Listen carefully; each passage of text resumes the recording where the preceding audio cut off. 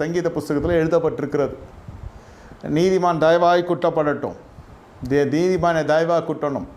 அதான், எனக்கு யாரும் எல்டர்ஸ் இல்லை, எனக்கு யாரும் எடுத்து சொல்வதுக்கு இல்லை, எங்கள் குடும்பத்துக்கு பெரியவர்கள் இல்லை என்று சொன்னால், இந்த இடத்துல தான் திருசபை முக்கிய பங்கு வகிக்கிறது. ஞானஸ்தானம், அபிஷேகம், ஆராதனை, தசவாகம், திருவிருந்து, இதுக்கு மட்டும் இல்லை. ஒரு குடும்பம் சரிகிறதற்கு முன்பாக இந்த வசனங்கள் எல்லாம் அனுப்பி அந்த குடும்பத்தை காக்குது தான் திருசபையினுடைய தலையாய கடமை.